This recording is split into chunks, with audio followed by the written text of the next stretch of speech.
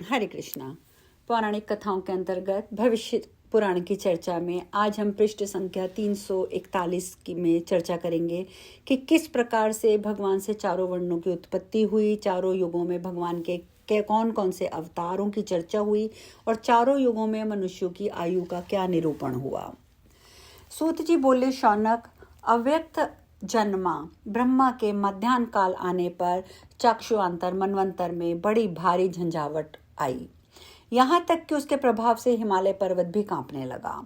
इससे प्रायः सृष्टि के अधिकांश प्राणियों का विनाश हो गया। सप्त द्वीपा, वसुमती और समुद्र जलमय हो गए।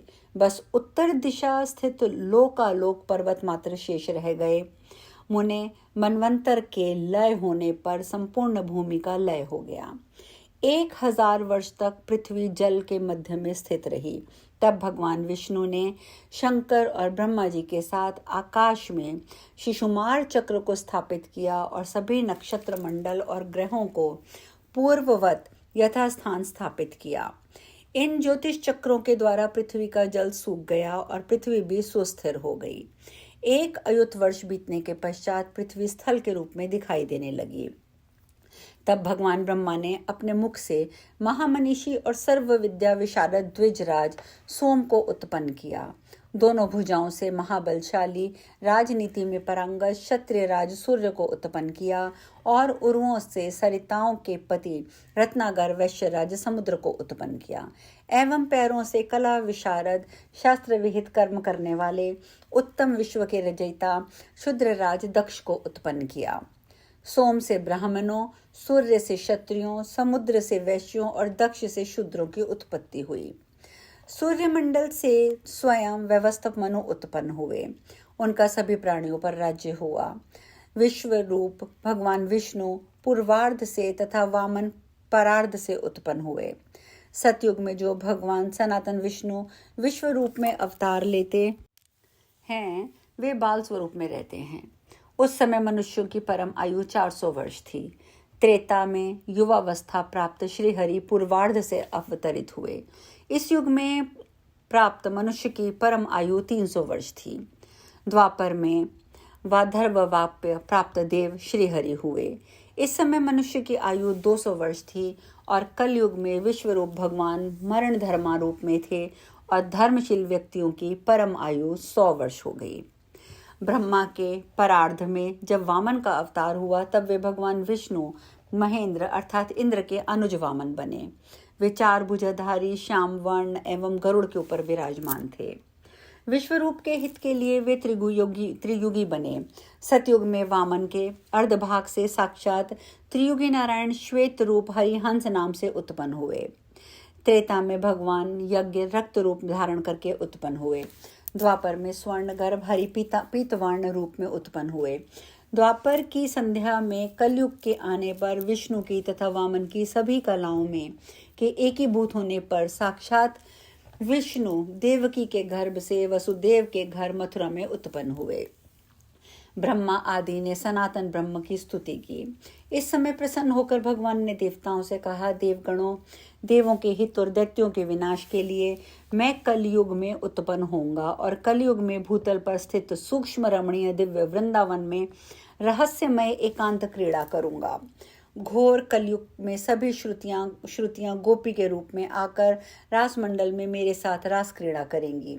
कलयुग के अंत में राधा से प्रार्थित मैं इस रहस्यमय क्रीड़ा को समाप्त कर कल्कि के रूप में अवतीर्ण हो जाऊंगा। कलयुग के अंत में प्रलय के बाद पुनः सतयुग में सत्य धर्म के रूप में प्रतिष्ठित होऊंगा।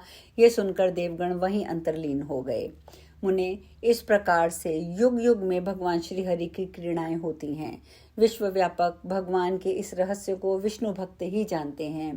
विष्णु की इच्छा के अनुसार ही सनातनी विष्णु माया विविध लोकों की रचना कर काली हो संपूर्ण चराचर विश्व को कालवित करके महागौरी के रूप में हो जाएंगी।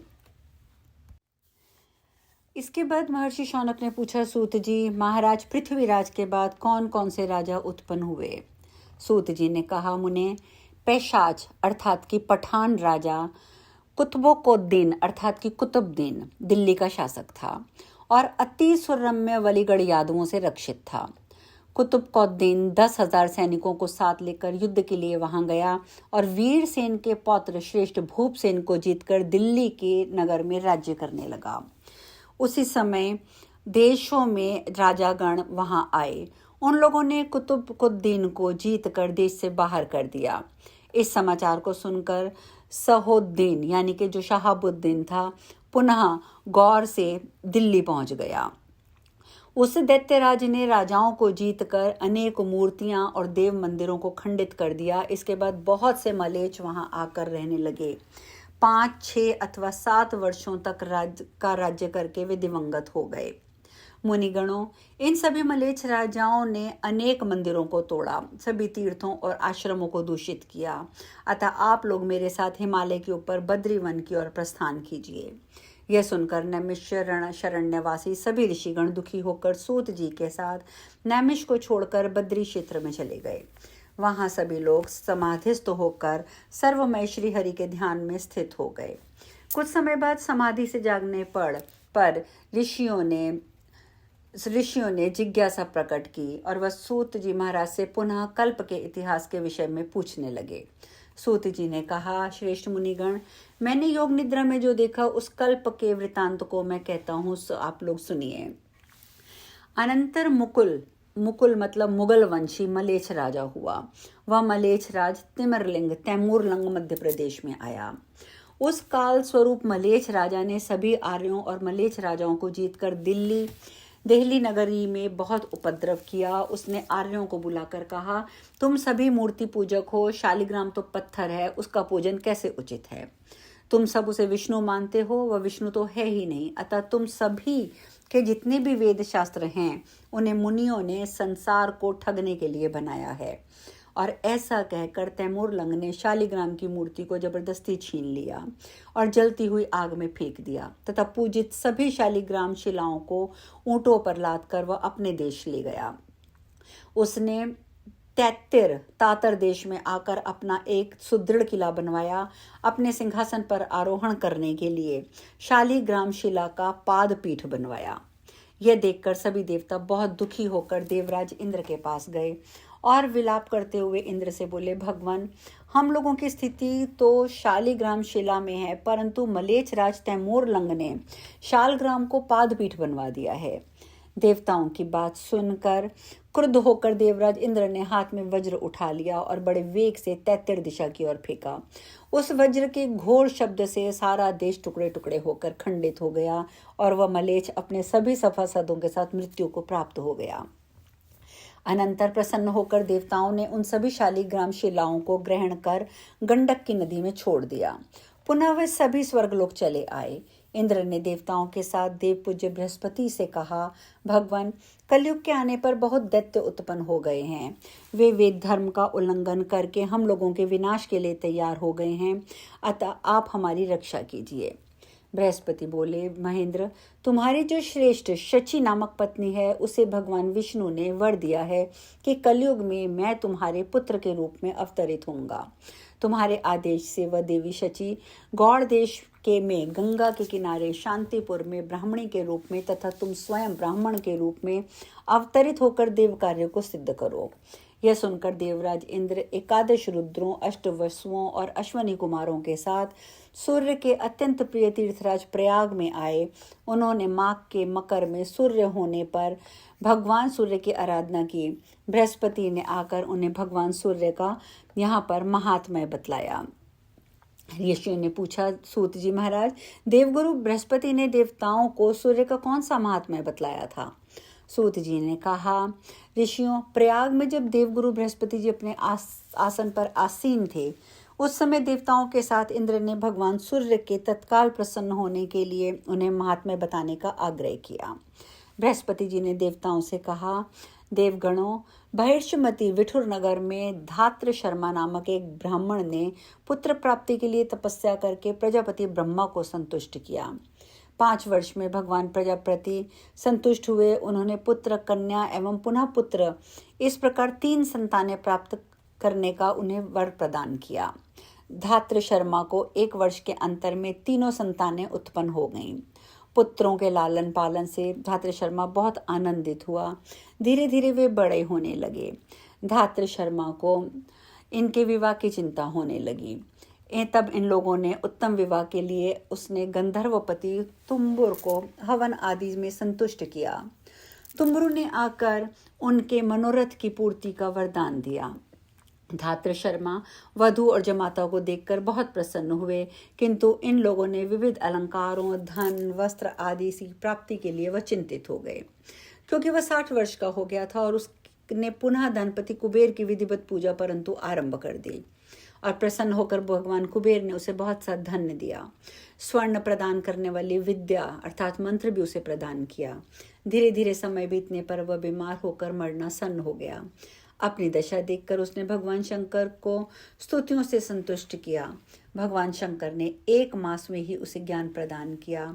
नम्र बुद्धि धात्र शर्मा ने रविवार के व्रत के द्वारा मोहवाशक नाशक भास्कर की आराधना की। 5 वर्ष में उसके भक्ति भाव से संतुष्ट हो भगवान सूर्य ने कहा, वत्स तुम क्या चाहते हो? इस पर धात्र शर्मा ने कहा, भगवान आपको बार बार प्रणाम है, आप मुझे मोक्ष प्रदान करने की कृपा करें। भगवान सूर्य ने ज्ञानी द्विज धात्र शर्मा से कहा, मोक्ष 4 प्रकार से होते हैं। तप से उत्पन्न सालोक्य, भक्ति से उत्पन्न सामीप्य, ध्यान से उत्पन्न सारूप्य और ज्ञान से उत्पन्न सायुज्य। इन चतुर्विध मोक्षों में अधिष्ठा परम परमेश्वर है। भगवान विष्णु के उस परम पद को प्राप्त करने पर पुनः आगमन नहीं होता। विपेंद्र, तुमको सायुज्य मोक्ष की प्राप्ति होगी। मवंतर पर्यंत तुम्हारा वह मोक्ष वर्तमान रहेगा। ऐसा कह के भगवान भास्कर अंतर्ध्यान हो गए। सूत जी ने कहा, मुने इस प्रकार चैत्र मास में देवादिदेव दिवाकर ने अपने स्वरूप का उन्हें दर्शन कराया और कहा कि वंग देश में अपने अंशों से उत्पन्न होकर मैं देव कार्य संपन्न करूंगा। और ये कहकर दिवाकर ने अपने मुख से तेज को उत्पन्न किया और उनकी भक्त सुकन्या जो द्विज पत्नी थी उसके कल्याण के लिए उनसे प्रदान की। धात्र शर्मा ब्राह्मण जिसने सूर्य की आराधना करके मोक्ष प्राप्त किया था, उस तेज से संपन्न होकर काव्यकर्ता के घर में ईश्वरपुरी नाम से उत्पन्न हुआ। उसने वैदिक विप्रों को शास्त्रार्थ में जीतकर महान कीर्ति प्राप्त की। ऋषियों, बृहस्पति ने जैसा मुझसे कहा था वैसा मैंने आपको कह सुनाया है। अब एक रमणीय कथा सुनो। मायावती हरिद्वार नगरी में मित्र शर्मा नामक एक ब्राह्मण रहता था। वह काव्य प्रिय, विद्यापरायण, रसिक और हरिद्वार में कुंभ राशि पर बृहस्पति के आने पर महोत्सव के समय अनेक राजा जो उस स्थान पर आए, उस महोत्सव में अनेक अलंकारों से अलंकृत मित्र शर्मा एवं असंख्य स्त्री पुरुष भी वहां पर आए। वहीं दक्षिण पात्य राजा कामसेन की चित्रिणी नामक की एक कन्या भी आई। उसकी अवस्था 12 वर्ष की थी। उसे मित्र शर्मा ने बड़े ध्यान से देखा। श्रेष्ठ मित्र शर्मा को देखकर चित्रिणी के हृदय में उसके प्रति प्रीति उत्पन्न हुई। घर आकर वह उसे प्राप्त करने के लिए प्रतिदिन भगवान भास्कर की श्रद्धा पूर्वक आराधना करने लगी। इधर मित्र शर्मा भी वैशाख मास में गंगा में स्नान कर जल के मध्य स्थित होकर भगवान सूर्य का ध्यान करते हुए आहित्य हृदय स्तोत्र का प्रतिदिन पाठ करने लगे। 1 मास बाद भगवान सूर्य ने प्रसन्न होकर उसे मनोरथ पूर्ण होने का वरदान प्रदान किया। वर प्राप्त करके वह अपने घर लौट आया। चित्रिणी ने भी भगवान भास्कर से अपने मनोकूल वर प्राप्त कर लिया। राजा कामसेन को भी भगवान सूर्य ने स्वप्न में कहा कि तुम अपनी कन्या का विवाह मित्र शर्मा से कर दो। तब राजा ने ऐसा ही किया। विवाह के बाद दोनों ही भगवान सूर्य का प्रतिदिन व्रत रखते थे और ताम्रपात्र पर सूर्य यंत्र लिखकर रक्त पुष्पों से नित्य उनका श्रद्धा भक्ति पूर्वक पूजन करते थे। उनकी अवस्था प्रायः 100 वर्ष की हो गई। वे निरोगी रहे, उनका जीवन देवमय हो गया। मृत्यु के अनंतर उन्होंने भगवान सूर्य का सामीप्य प्राप्त किया। इन्हीं से पुत्र रूप में कान्याकुब्ज में देवल ब्राह्मण के घर में भगवान सूर्य अवतरित हुए। वे ही काशी में रामानंद के नाम से विख्यात हुए। बाल्यावस्था से ही ज्ञानी, राम नाम का जप, नारायण परायण और राम भक्ति में रत थे। पिता माता का परित्याग कर वे राघवानंद यति की शरण में आए। उस समय भगवान सीतापति श्री राम उनके हृदय में सहसा विराजमान हो गए। इस प्रकार भगवान मित्रदेव अर्थात सूर्यदेव के अंश से बलवान हरिभक्त रामानंद का आविर्भाव हुआ।